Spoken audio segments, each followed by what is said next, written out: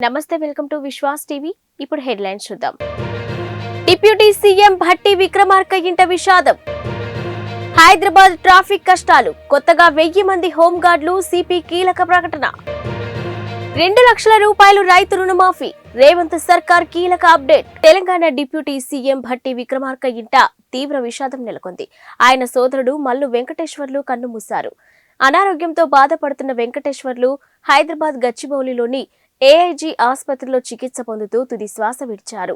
Homeo MD చదివిన మల్లు వెంకటేశ్వర్లు ఆయుష్ శాఖలో ప్రొఫెసర్గా అడిషనల్ డైరెక్టర్గా పనిచేసి రిటైర్డ్ అయ్యారు. అనంతరం వైరాలోని 1వ వార్డులో ఉన్న తన నివాసంలో హోమియో వైద్యశాలను నిర్వహిస్తూ ఉన్నారు. ఇక మల్లు వెంకటేశ్వర్లకు హోమియో వైద్యంలో ఎంతో మంచి పేరు ఉంది. అతని వద్ద వైద్యం చేయించుకునేందుకు రాష్ట్రంలోని పలు ప్రాంతాల నుంచి రోగులు వస్తూ ఉంటారు. డబ్బు కోసం కాకుండా సామాజిక బాధ్యతతోనే ఈ ఆసుపత్రిని ఆయన నిర్వహించారు. అయితే గత 3 నెలలుగా ఆయన కాలేయ సంబంధిత వ్యాధితో బాధపడుతూ ఉన్నారు. ఆరోగ్యం క్షీణించడంతో ఇటీవల హైదరాబాద్ గచ్చిబౌలిలోని ఏఐజీ ఆసుపత్రిలో ఆయన్ను జాయిన్ చేశారు. అక్కడ చికిత్స పొందుతున్న ఆయనకు గత 3 రోజుల క్రితం గుండెపోటు వచ్చింది. దీంతో ఆయన ఆరోగ్య పరిస్థితి మరింత క్షీణించి ఇవాళ ఉదయం కన్నుమూశారు. తన స్వగ్రామమైన స్నానాల లక్ష్మీపురంలో ఈ సాయంత్రం 5 గంటలకు అంత్యక్రియలు నిర్వహించనున్నారు. మల్లు వెంకటేశ్వర్లు మరణ వార్తతో స్నానాల లక్ష్మీపురం గ్రామంలోని విషాద ఛాయలు అలుముకున్నాయి. కాగా భట్టి విక్రమార్క సోదరుడు మల్లు రవి కాంగ్రెస్ పార్టీలోనే కొనసాగుతున్న సంగతి తెలిసిందే. ఆయన ఢిల్లీలోని ప్రభుత్వ ప్రత్యేక ప్రతినిధిగా వ్యవహరిస్తూ ఉన్నారు. హైదరాబాద్ విశ్వనగరంగా అభివృద్ధి చెందుతుంది. నగరంలో రోజు రోజుకు ట్రాఫిక్ పెరిగిపోతుంది. ఇటీవల ట్రాఫిక్ సమస్యపై సీఎం రేవంత్ అధికారులతో సమీక్ష నిర్వహించారు. ట్రాఫిక్ క్రమబద్ధీకరణకు తీసుకోవాల్సిన చర్యలపై దిశానిర్దేశం చేశారు. ఇక అవసరమైన చోట ఫ్లైఓవర్లు, అండర్ పాస్లు నిర్మించాలని చెప్పారు. కొత్తగా హోంగార్డులను కూడా తీసుకోవాలని, అవసరమైతే సివిల్ పోలీసులను కూడా ట్రాఫిక్ కంట్రోల్కు వినియోగించుకోవాలని చెప్పారు. తాజాగా ట్రాఫిక్ రద్దీ నియంత్రణపై హైదరాబాద్ సిపి కొత్తకోట శ్రీనివాసరెడ్డి కీలక ప్రకటన చేశారు. నగరంలోని ట్రాఫిక్ సమస్యలు తొలగిపోయేలా చర్యలు తీసుకోవాలని సీఎం ఆదేశించిన నేపథ్యంలోనే ట్రాఫిక్ క్రమబద్ధీకరణకు కొత్తగా 1000 మంది హోంగార్డులను నియమిస్తున్నట్లు ఆయన ప్రకటించారు. దేశంలోని జాతీయ రోడ్డు భద్రతా మాసోత్సవాల్లో భాగంగా సోమవారం Hyderabad traffic police west zone ఆధ్వర్యంలో బంజారా హిల్స్ లోని సుల్తాన్ ఉల్ ఉలూం ఎడ్యుకేషనల్ సొసైటీ ఆడిటోరియంలో రహదారి భద్రతా చైతన్య సదస్సు నిర్వహించారు. తెలంగాణ ప్రభుత్వం 6 గ్యారంటీల అమలుకు కార్యాచరణ సిద్ధం చేస్తుంది. ఇప్పటికే 2 గ్యారంటీలు అమలు చేస్తూ ఉండగా మరో 2 గ్యారంటీల అమలుకు రెడీ అయింది. ఇక కాంగ్రెస్ గ్యారంటీలో రైతులకిచ్చిన 2 లక్షల రుణమాఫీ ముఖ్యమైంది. ఈ హామీపై చాలా మంది రైతులు ఆశలు పెట్టుకున్నారు. రైతు రుణమాఫీపై మొన్న జరిగిన బడ్జెట్ ప్రసంగంలోనూ డిప్యూటీ సీఎం ఆర్థిక మంత్రి భట్టి విక్రమార్క కీలక కామెంట్స్ చేశారు. పథకం అమలుకు కార్యాచరణ సిద్ధం చేస్తున్నామని చెప్పారు. తాజాగా ధరణి కమిటీ సభ్యుడు ఎం కోదండరెడ్డి కూడా రైతు రుణమాఫీపై కీలక అప్డేట్ ఇచ్చారు. రైతు రుణమాఫీ ఏకకాలంలో చేస్తామని ఇచ్చిన హామీకి కట్టుబడి ఉన్నామని ఆయన తెలిపారు. రైతుల అప్పుల వివరాలు సేకరించే పనిలో ప్రభుత్వం ఉందని అన్నారు. అందుకు సంబంధించిన పూర్తి సమాచారం రాగానే కార్యరూపం దాల్చుతుందని చెప్పారు. పీసీసీ కార్యనిర్వాహక అధ్యక్షుడు మాజీ ఎమ్మెల్యే జగ్గారెడ్డితో కలిసి ఆయన సోమవారం గాంధీ భవన్ లో ప్రెస్ మీట్ నిర్వహించారు. ప్రకాశం జిల్లా నూతన ఎస్పీగా బాధ్యతలు స్వీకరించిన అనంతరం పి పరమేశ్వర్ రెడ్డి ఈ సందర్భంగా మాట్లాడుతూ శాంతి భద్రతలను పరిరక్షించడంలో, ప్రజా సమస్యల పరిష్కారంలో, మహిళల భద్రతను పెంచడంలో ప్రధాన భూమిక, ప్రశాంత వాతావరణంలో ఎన్నికలు నిర్వహించడమే లక్ష్యమని, ఇక నిన్నటి వరకు ఎస్పీ మల్లికా గర్గ్ జిల్లా ఎస్పీగా బాధ్యతలు నిర్వహించగా సాధారణ బదిలీలో భాగంగా తిరుపతి జిల్లా ఎస్పీగా బదిలీ కావడంతో ఆ స్థానంలో పి పరమేశ్వర్ రెడ్డి బాధ్యతలు స్వీకరించారు. నూతనంగా బాధ్యతలు స్వీకరించిన ఎస్పీని ASP Nageswara Rao, ASP crime SV Sridhar Rao, AR additional SP Ashok Babu and అన్ని సబ్ డివిజనల్ డిఎస్పీలు, సిఐలు, ఆర్ఐలు, ఎస్ఐలు పాల్గొని పుష్పగుచ్చాలు అందజేసి శుభాకాంక్షలు తెలిపారు.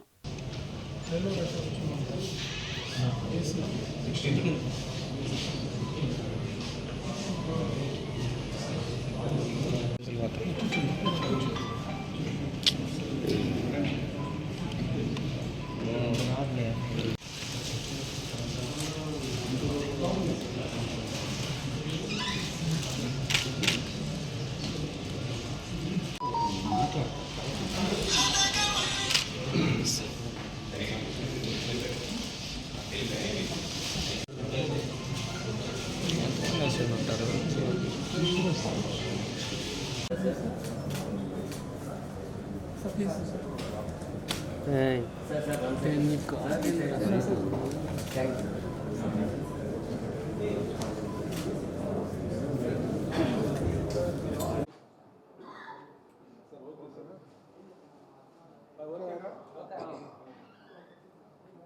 గుడ్ ఈవినింగ్ అండి అందరికీ. మా పేరు Parameshwar Reddy, 2016 batch IPS officer. ఈరోజు honourable government instructions and DGP గారి ఇన్స్ట్రక్షన్స్ ప్రకారం ఈరోజు ప్రకాశం జిల్లా ఎస్పీగా ఛార్జ్ తీసుకోవడం జరిగింది. సో ఇక్కడున్న రాబోయే కాలం ఎలక్షన్స్ టైం కాబట్టి ఇక్కడ అన్ని ఏరియాస్ కూడా అవగాహన చేసుకొని లా అండ్ ఆర్డర్ ప్రాబ్లమ్స్ ఎటువంటి రాకుండా ఎలక్షన్స్ పీస్ఫుల్గా కండక్ట్ చేస్తూ రెగ్యులర్ లా అండ్ ఆర్డర్, ఇంకా ట్రాఫిక్ హైవే ఉంది కాబట్టి యాక్సిడెంట్స్ కూడా ఎక్కువ జరిగే అవకాశం ఉంది. సో అవన్నీ కూడా టేక్ కేర్ చేసుకొని అన్ని జాగ్రత్తలు తీసుకుంటామని తెలియజేస్తున్నాం. ప్రకాశం జిల్లా ప్రజలందరికీ కూడా నమస్కారం. రాబోయే కాలం మా డ్యూటీ పరిధిలో మేము చేసే కార్యక్రమాలన్నింటికి కూడా ప్రజల నుంచి సహాయ సహకారాలు అందించాలని వాళ్ళందరికీ కోరుకుంటున్నాం.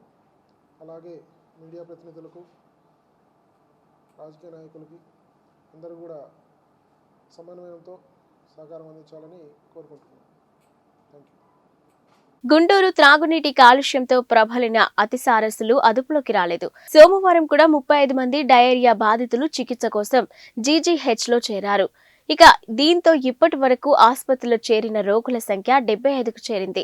వీరిలో 2 పరిస్థితి విషమంగా ఉండటంతో మెరుగైన వైద్యం కోసం విజయవాడ సమీపంలోని నిమనీపాల్ ఆసుపత్రికి తరలించారు. జీజీహెచ్లో కోలుకున్న 15 మంది రోగులను డిశ్చార్జ్ చేశారు. ప్రస్తుతం 60 మంది చికిత్స పొందుతున్నారు. అయితే ప్రభుత్వం ఊహించిన దానికంటే నగరంలోని ప్రబలిన అతిసార తీవ్రత అధికంగా కనిపిస్తుంది. 3 రోజులైనా నగరంలో కేసుల తీవ్రత ఏమాత్రం తగ్గడం లేదు. ఇక అధికారులు చర్యలు తీసుకుంటున్నామంటున్నారు కానీ గంటకు బాధితుల సంఖ్య మాత్రం పెరుగుతూ వస్తుంది. ఇప్పటికీ కొత్తగా కేసులు నమోదవుతున్నాయి. ఇక బాధితుల్లో పలువురు ఇళ్లలో స్థానిక ఆర్ఎంపీల పర్యవేక్షణలోనే మరికొందరు సమీపంలోని పీహెచ్సీలు, ప్రైవేటు వైద్యశాలల్లో చికిత్సలు పొందుతూ ఉన్నారు. బాగా నీరసించిన రోగులను ఆయా వైద్యులు జీజీహెచ్కు తరలిస్తున్నారు. ఇక 1000 కుటుంబాలకు ఒక వైద్య శిబిరం చొప్పున నిర్వహించాలని ఆరోగ్య శాఖ మంత్రి నిర్ణయించింది. పరిస్థితి అదుపులోకి వచ్చే వరకు శిబిరాలు కొనసాగించాలని మంత్రి రజనీ ఆదేశాలు జారీ చేశారు. వాంతులు, విరోచనాలతో కొంతమంది అప్రమత్తమై ఏదైతే మన జీజీహెచ్ని ఆశ్రయిస్తున్నారో వాళ్లకు సంబంధించినటువంటి ఆ కేసెస్ వివరాలన్నింటినీ కూడా మీకు ఇవ్వడం జరుగుతూ ఉంది. ఇప్పటికే టోటల్గా మన గుంటూరు జనరల్ హాస్పిటల్కి సంబంధించి 75 మంది పేషెంట్స్ ఆశ్రయించగా 15 మందిని ఇప్పటివరకు కూడా మనం డిశ్చార్జ్ చేయడం జరిగింది. అండ్ ఇప్పుడు ఆన్ బెడ్ ఎవరైతే ట్రీట్మెంట్ పొందుతున్నారో 60 మంది మన జీజీహెచ్లో ఇప్పుడు ఉన్నారు. అండ్ వీళ్ళకి సంబంధించి కూడా ఈ పూట కొన్ని డిశ్చార్జెస్, మళ్ళీ ఇంకొంచెం బెటర్ అవ్వగానే రేపు కొన్ని డిశ్చార్జెస్, ఇలా కంటిన్యూస్గా ఈ డిశ్చార్జెస్ కూడా ఉండబోతూ ఉన్నాయి. అంటే వాళ్ళు బెటర్ అయినటువంటి పరిస్థితుల్లో ఉండబోతూ ఉన్నాయి. అండ్ దీనికి సంబంధించి మనం చూసుకున్నట్టయితే ఎందుకు ఈ సిచ్యువేషన్ ఏంటి అనే దాని మీద కూడా పూర్తి స్థాయిలో ఇక్కడ ఉన్నటువంటి అధికారులందరూ, కలెక్టర్ గారు కావచ్చు, కమిషనర్ గారు కావచ్చు, ఈరోజు వైద్య ఆరోగ్య శాఖకు సంబంధించి వీరికి మెరుగైన వైద్య సేవలు అందించే దిశగా అందరూ, స్పెషల్ సిఎస్ కృష్ణబాబు గారు కావచ్చు, కన్సర్న్ హెచ్ఓడీస్ అందరూ కూడా ఇక్కడికి వచ్చి ఈరోజు ఒక సమిష్టి రివ్యూ చేసి పర్టికులర్గా మన డిస్ట్రిక్ట్, మన జీజీహెచ్ గురించి, అలాగే జిల్లాలో ఉన్నటువంటి అన్ని యూపీహెచ్సీల గురించి, అక్కడ ఉన్నటువంటి పిహెచ్సీస్ గురించి, డిస్ట్రిక్ట్ హాస్పిటల్స్ ఎక్కడెక్కడ పరిస్థితి ఎలా ఉంది, ఎక్కడి నుంచి ఎక్కడి కేసులు వస్తున్నాయి అనే దాని మీద కూడా ఒక సమిష్టి రివ్యూ అనేది చేసుకోవడం జరిగింది. మనం ఇందులో ముఖ్యంగా చూసుకున్నట్టయితే సిటీలో, గుంటూరులో శారదా కాలనీలో ఒక 7 కేసెస్ వరకు మనకు ఇప్పుడు రావడం జరిగింది. And at the same time శ్రీనగర్లో 10 రావడం జరిగింది. సంగడిగుంటలో కూడా ఒక 6 రావడం జరిగింది. ఇంకా మిగతా నల్లచెరువు కావచ్చు, ఏటి అగ్రహారం కావచ్చు, శ్రీనివాసరావుపేట, అలాగా నల్లకుంట, ఎల్ఆర్ కాలనీ, చుట్టుకుంట, నెహ్రూ నగర్, ఇలా అరండపేట కావచ్చు, కొరటిపాడు, బ్రాడీపేట, ఇలా ఈ ఏరియాస్ ఏవి తీసుకున్నా కూడా అక్కడ ఒకటి, ఎక్కడన్నా ఒక చోట 1, 2 వచ్చినటువంటి సిచ్యువేషన్. మిగతా అంతా కూడా స్కాటర్డ్గా ఒక చోట, ఇంకొక ఏరియాలో ఒకటి, ఇంకో ఏరియాలో ఒకటి, అట్లా ఒకటొకటిగా కూడా కనిపిస్తూ ఉన్నాయి.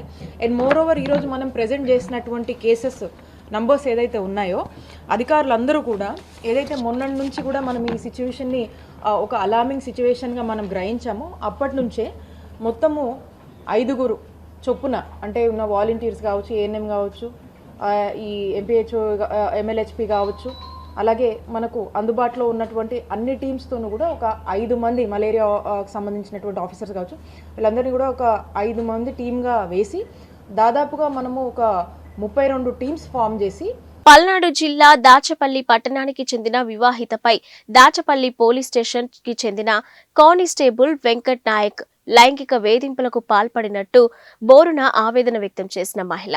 ఇక తన భర్తను పోలీస్ స్టేషన్లో వేసి కొట్టి నన్ను ఇలా శారీరకంగా వాడుకున్న కానిస్టేబుల్ ని వెంటనే చర్యలు తీసుకోవాలంటూ మహిళ డిమాండ్ చేశారు. ఇక తాను 3 నెలల గర్భిణిగా ఉన్న సమయంలో సెక్సువల్ హరాస్మెంట్ చేయడంతో తన గర్భం కూడా పోయిందంటూ మహిళ ఆవేదన వ్యక్తం చేశారు.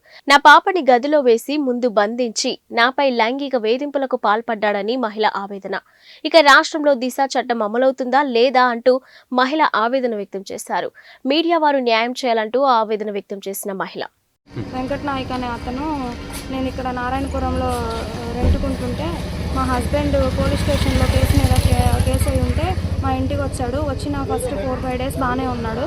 తర్వాత నన్ను అది ఇది మీ హస్బెండ్ మీద అన్ని కేసులు ఉన్నాయని చెప్పేసి నన్ను నా పాపని భయభ్రాంతులకు గురి చేసి సెక్సువల్ హెరాస్మెంట్ చేసి దానివల్ల నాకు ప్రెగ్నెన్సీ కూడా అబార్షన్ అవ్వడం అనేది జరిగింది. నేను ఎస్పీ ఆఫీస్కి వెళ్ళినా కానీ నాకు న్యాయం అనేది జరగలేదు. ఇక్కడ సిఐ గారిని సంప్రదించినా కానీ ఎస్ఐ గారి దగ్గరికి వెళ్తే సిఐ గారి దగ్గరికి వెళ్ళమని, సిఐ గారి దగ్గరికి వెళ్తే డిఎస్పీ గారి దగ్గరికి వెళ్ళమని చెప్పేసి ఒకళ్ళ మీద ఒకరు చెప్పుకుంటున్నారు. ఎందుకంటే వీళ్ళు ఒకే డిపార్ట్మెంట్ కాబట్టి నాకు అనేది ఎటువంటి న్యాయం అనేది జరగలేదు. దయచేసి ప్రెస్ వాళ్ళ వల్ల అయినా కానీ నాకు న్యాయం జరగాలని కోరుకుంటున్నాను. అలాగే చాలామంది ఆడపిల్లల్ని అతను అలా చేశాడని చెప్పేసి నాకు తెలిసింది. ఇలానే కేసుల్లో ఇచ్చేసి ఆడపిల్లల్ని వాడుకోవడం అనేది జరిగింది. చిన్న పాప ఉందని కూడా ఆలోచించకుండా నన్ను చాలా ఇబ్బంది పెట్టున్నాడు. దయచేసి నేను ఒకటే కోరుకునేది, నాలాగా ఎవరో ఆడపిల్లలు అనేది ఇబ్బంది పడకూడదు. వెంకట్ నాయక్ని శిక్షించాలని కోరుకుంటున్నాను. అరసవల్లి సూర్యనారాయణ స్వామివారి రథసప్తమి వేడుకలకు అన్ని శాఖలు సమన్వయంతో పనిచేసి వేడుకలను ఘనంగా నిర్వహించాలని జిల్లా కలెక్టర్ మంజీర్ జిలానీ సమూన్ పేర్కొన్నారు.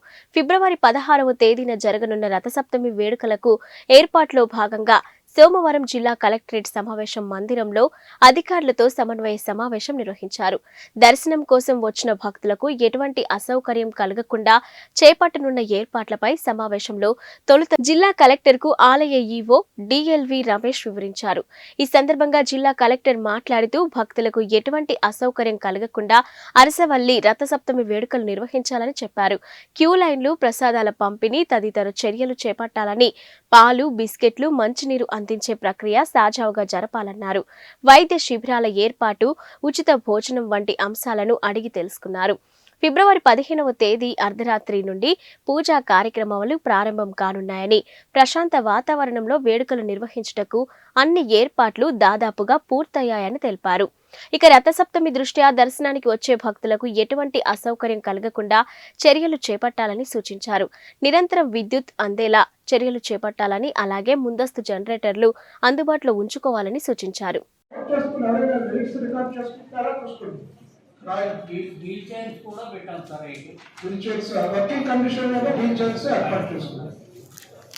సింహద్వారం వద్ద విఐపీలు డోనర్స్ కొరకు షామియానాలు, కుర్చీలు ఏర్పాటు చేసి పోలీస్ వీల్ చైర్స్ తో పాటు మీరు వాలంటీర్స్ కూడా సింహవ్యక్తులకి మీ స్వామివారి దర్శనం కల్పించే చర్యలు తీసుకోమని చెప్పి సభ్యుల సహకారంతో క్యూ లైన్లు కల్పించడం, తాగునీరు అందించడం, అలాగే సర్వీస్ యాక్టివిటీస్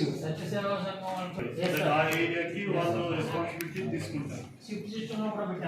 అట్లా ప్రొసీడింగ్స్ తయారు చేసి ఆడియోతో కూడా షేర్ చేసేసి కూడా ఇవ్వాలి. మీ లెవెల్లో కానీ ఆడియో లెవెల్లో కానీ మీటింగ్ పెట్టేసి ప్రతి ఒక్కరికి ప్రతి అంశం గురించి చెప్పాలి. సో నీట్ గా ఐడియా వచ్చేస్తుంది. భక్తుల కొరకు ఉచిత ఫ్రీ మీల్స్ పెట్టాలని చెప్పి అంటున్నారు. అరసవల్లి గ్రామ సభ్యులు యు పాపారావు గారి ఆధ్వర్యంలో కొన్ని సేవా సంస్థలు మరియు ఆర్కే స్పోర్ట్స్ వారితో ఏర్పాటు చేస్తున్నారని చెప్పి రాసేది. అంటే వాళ్ళు సైట్ అడిగారు సార్. నేను ఒకసారి పోలీస్ డిపార్ట్మెంట్ తోటి కూడా నేను కోఆర్డినేట్ చేసుకుని ట్రాఫిక్ అంతరాయం లేకుండా ఏర్పాటు చేద్దామని నేను విజిట్ చేశాక ఫైనల్ ఇది ఒక చిన్న సొల్యూషన్ అండి. ఒక్క దగ్గర డీసెంట్రలైజ్ అక్కడ పెట్టి ఒకే దగ్గర అయితే ఎగ్జిట్ లైన్ లో ఇటువైపు మనము గుడికి లెఫ్ట్ సైడ్ గారం నుంచి వచ్చే వాళ్ళని వెహికల్ పార్కింగ్ చేస్తున్నాం. అక్కడ కానీ అట్లా కొన్ని ప్లేసెస్ లో పెడితే బాగుంటుంది. అలాగే మేడం. ఆ మామిడి తోపు దగ్గర సో మేడం గారి సూచన మెడికల్ ఏఎంసీ అలాగే అది వైద్య శిబిరాలు కూడా ఇస్తామని చెప్పి మీరు ఏర్పాటు చేస్తున్నామని చెప్పి రాశారు. ఆల్రెడీ ప్లేస్ సెలెక్ట్ చేసుకున్నారు సార్. వాళ్ళే వచ్చి అక్కడ ఏర్పాటు చేసుకుంటారు. మేము అక్కడ కూడా పబ్లికేషన్ ఇస్తాము. 10వ తరగతి పరీక్షలకు పకడ్బందీగా ఏర్పాట్లు చేయాలని జిల్లా కలెక్టర్ డాక్టర్ మంజీర్ జిలానీ సమూన్ ఆదేశించారు.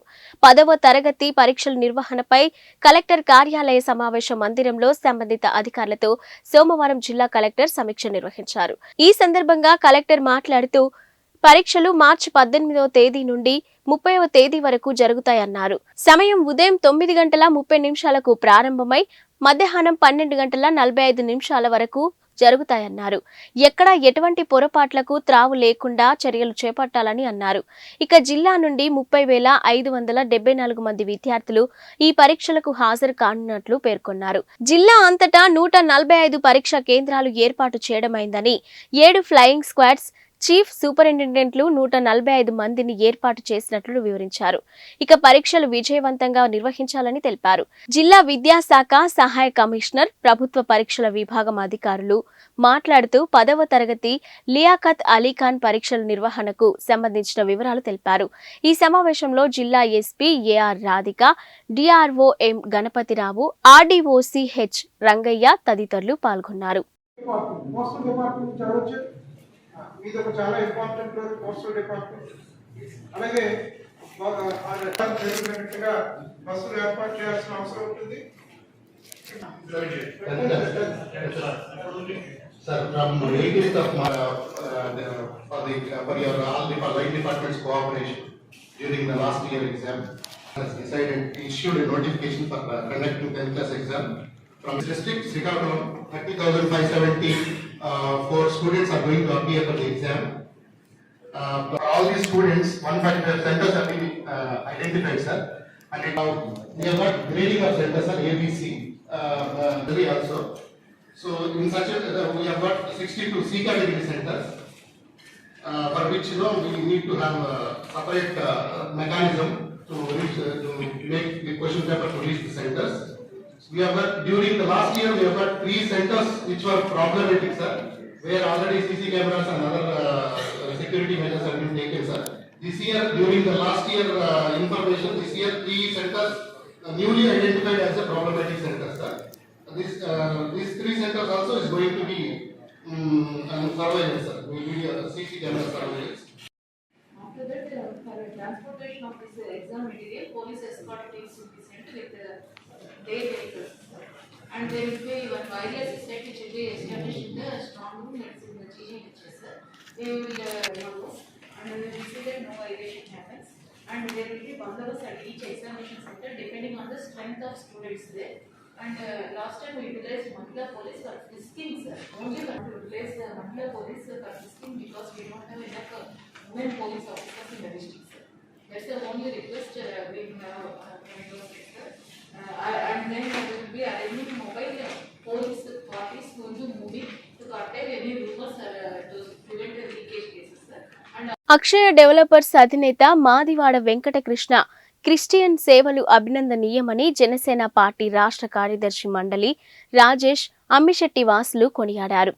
ఇక జనవరి 28వ తేదీన మాదివాడ వెంకటకృష్ణ ఆధ్వర్యంలో ఉచిత మెగా వైద్య శిబిరాన్ని నిర్వహించారు. ఈ శిబిరంలో కంటి వైద్య నిపుణులు 650 మందికి కళ్లజోళ్లు అవసరం ఉన్నట్లు గుర్తించారు.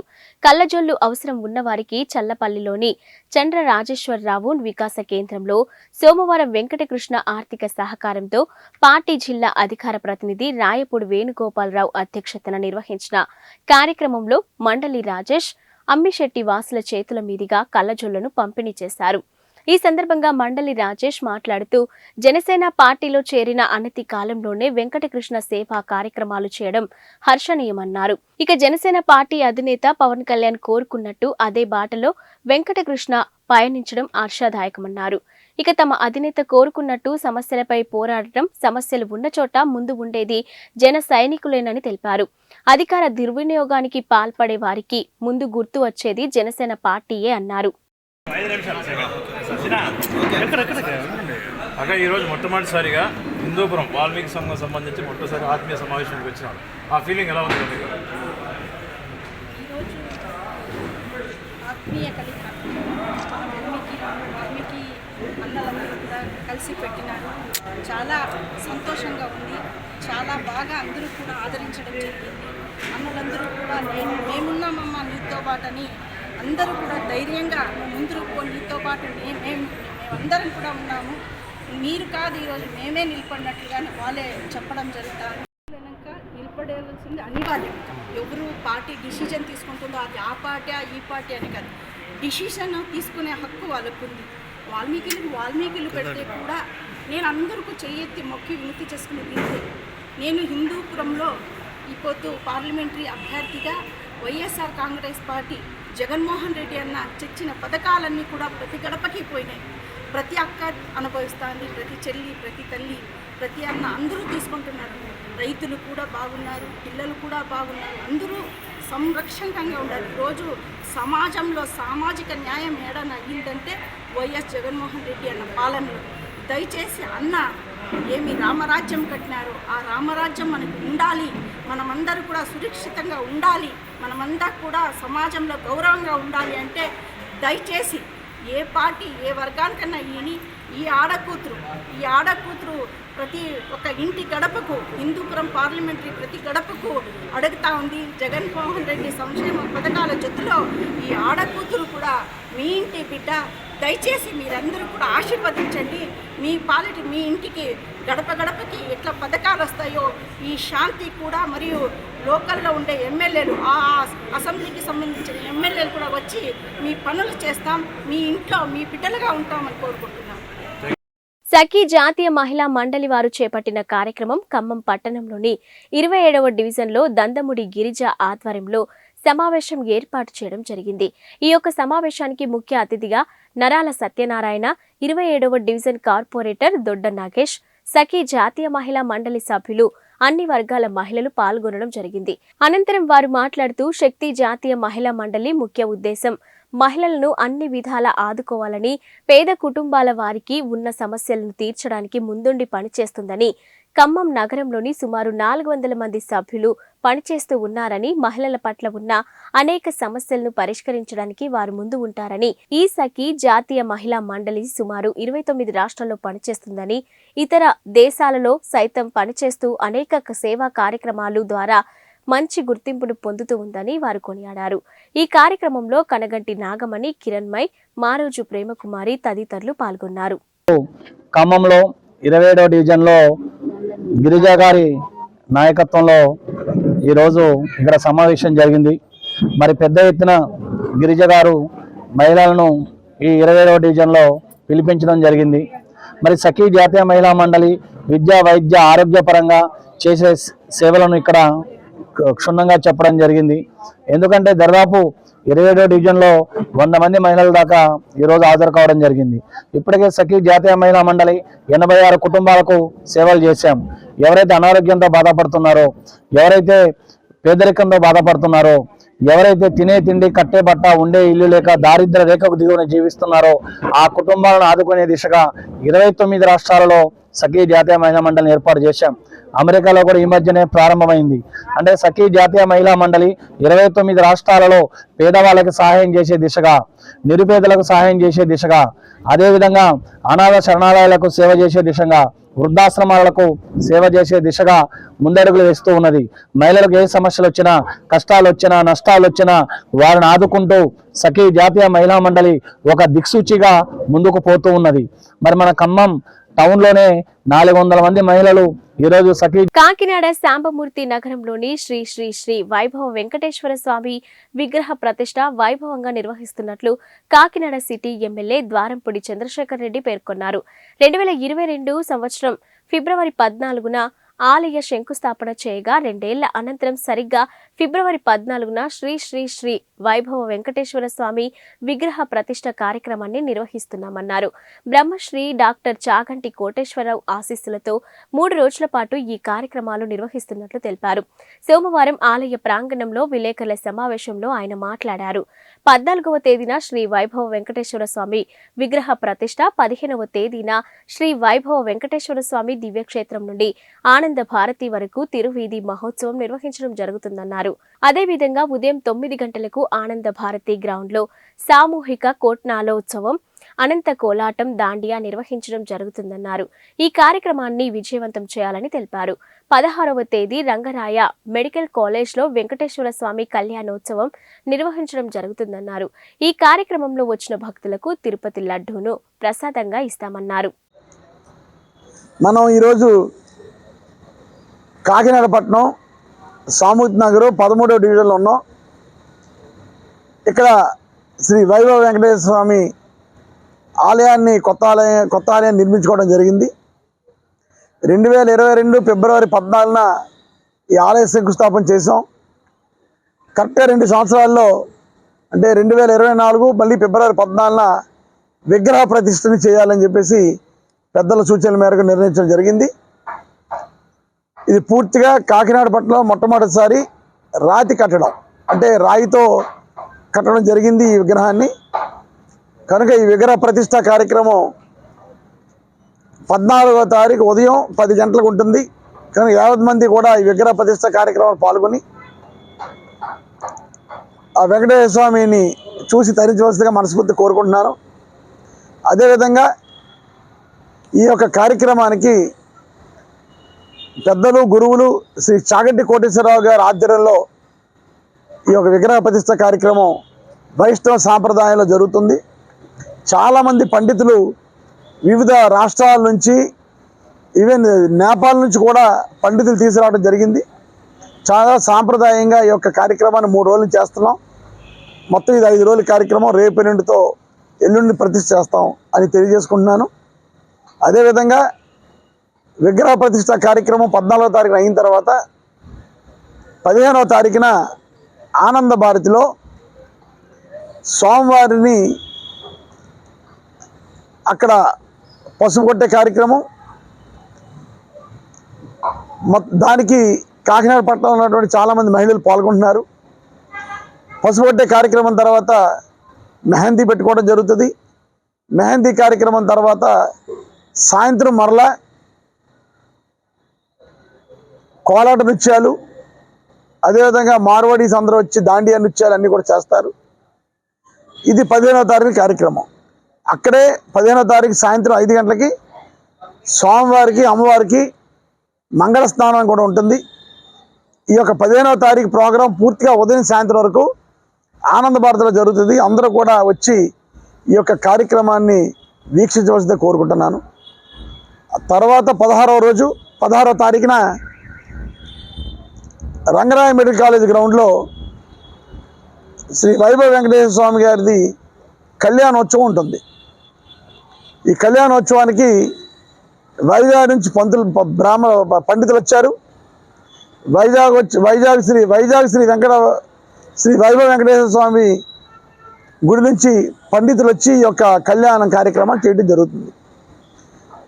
16వ తారీఖున జరిగే కళ్యాణ కార్యక్రమానికి 50 మంది పాల్గొనవలసిందిగా మనస్ఫూర్తి కోరుకుంటున్నాను. ఆల్రెడీ చాలామందికి పాసులు కూడా ఇవ్వడం జరిగింది. అందరూ కూడా పాల్గొని ఈ యొక్క కార్యక్రమాన్ని చూసి ఆనందించాల్సిందిగా కోరుకుంటున్నాను. 16వ తారీఖున 4 గంటలకు రంగరాయ మెడికల్ కాలేజ్ గ్రౌండ్లో స్టార్ట్ అవుద్ది. కళ్యాణం పూర్తయిన అనంతరమే తిరుమల తిరుపతి దేవస్థానం నుంచి లడ్డూలు తెప్పిస్తాను. వచ్చిన ప్రతి భక్తుడికి కూడా తిరుపతి లడ్డు ఇచ్చి అక్కడే టిఫిన్ కూడా ఏర్పాటు చేశాను. అక్కడే అందరూ కూడా టిఫిన్ చేసి కార్యక్రమాన్ని ముగించవలసిందిగా కోరుకున్నాను ఆ రోజు. కనుక 16వ తారీఖుని కళ్యాణానికి కూడా అటెండ్ అవ్వమని కోరుకుంటున్నాను. ఎన్నిటి వెనకాల పెద్దలు శ్రీ సాగంటి కోటేశ్వరరావు ఆశీస్సులతోటే ఎన్ని చేస్తున్నాను. ఈ కార్యక్రమాలు అంటే 14వ తారీఖు విగ్రహ ప్రతిష్ట, 15వ తారీఖున స్వామివారి మంగళ స్నానాలు, అదేవిధంగా 16వ తారీఖు స్వామివారి కళ్యాణం. ఈ 3 కార్యక్రమాలకి వీలు బట్టి కాకినాడ పట్టణ ప్రజలందరూ కూడా పాల్గొని ఆనందపరచాలని వాళ్ళని మనస్ఫూర్తి కోరుకుంటూ ఈ యొక్క ప్రెస్ మీట్ పెట్టడం జరిగింది. మీరందరూ కూడా ఒక్కసారి టెంపుల్ని వీక్షించి ఫోటోలు కూడా తీసుకోవచ్చు. ప్రతిష్ట రోజు కూడా మిమ్మల్ని కూడా తప్పకుండా రమ్మని మనస్ఫూర్తి కోరుకుంటున్నాను. ఇవి ఇప్పటివరకున్న బులెటిన్ అప్డేట్స్. మరిన్ని అప్డేట్స్తో మళ్ళీ కలుద్దాం.